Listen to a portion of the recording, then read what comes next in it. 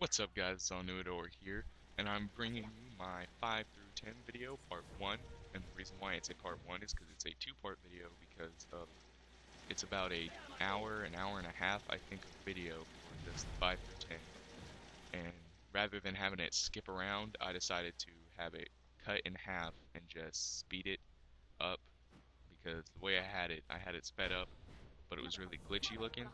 So I just took it down to about 14 minutes because my max right now is 15. So hopefully you can sit through the video and just enjoy. So basically, what I'm going to be talking about today is Mists of Pandaria and a couple of other things like my schedule.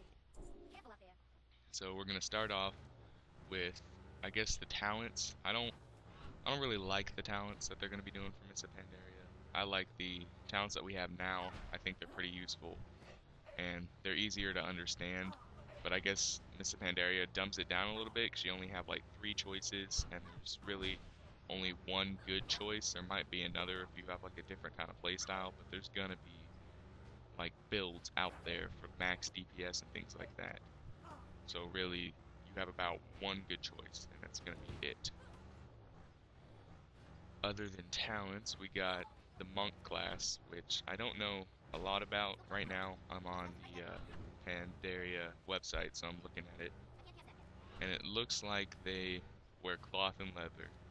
They use fist weapons, one-handed axes, one-handed masons, one-handed swords, pole arms, and staves.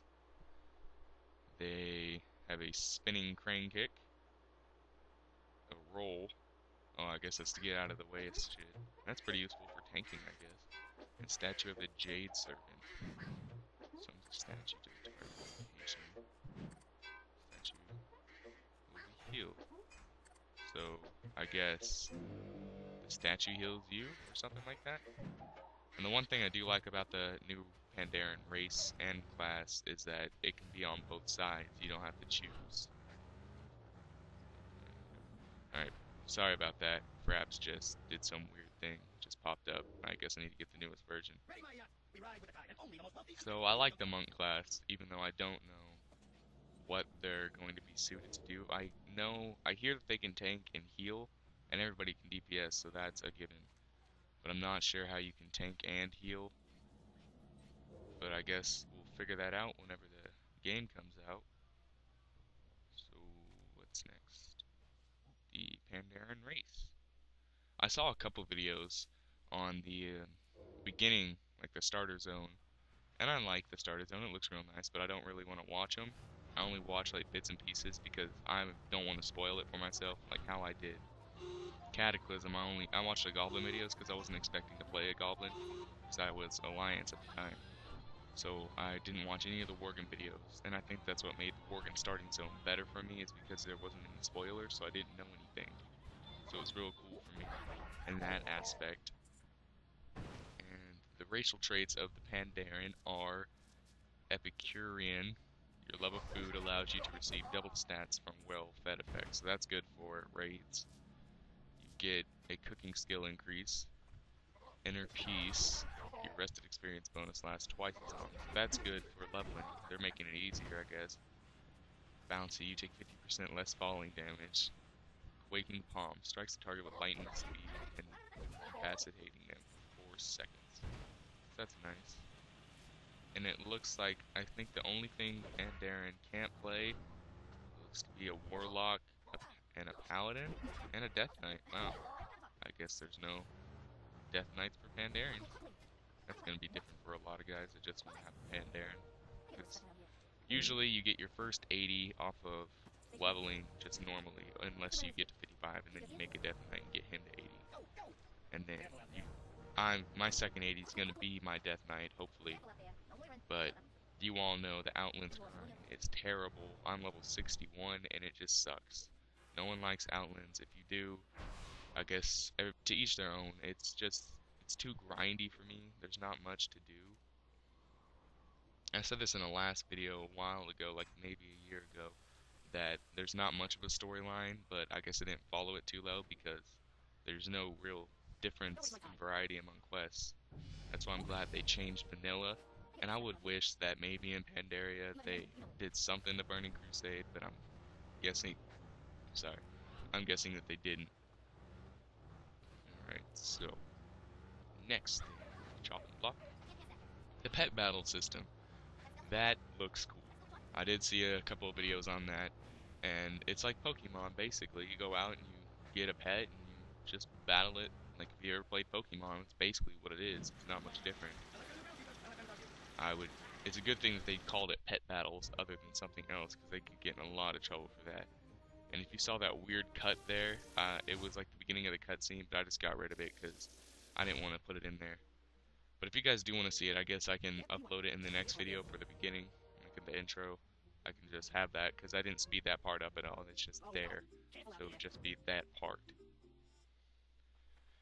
Okay, so challenge mode. I've heard a little bit about it, but I'm not completely sure. It looks like you all have the same gear. So you have a certain amount of time. And I'm just looking it up right now, so give me a second if I go silent.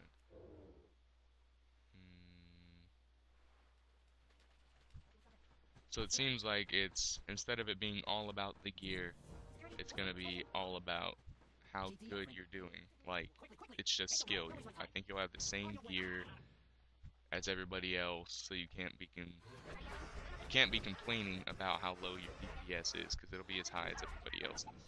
There won't be much of a difference. And what else?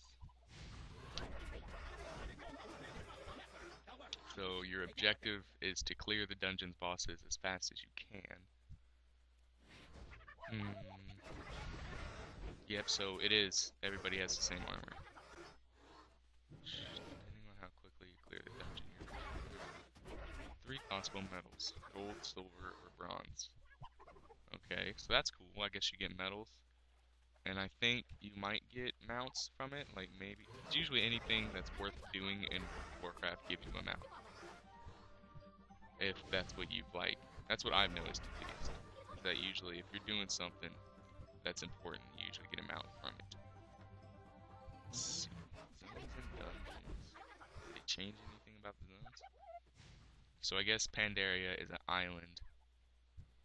I wonder where the island's at though, since it's like supposedly hidden, because that's why it's called Mists of Pandaria. And it has the Jade Forest, 85 through 86. 86 through 88 is the Valley of Four Winds and Storm Stout Brewery. Or you could do the Grass Orang Wilds for 86 through 88.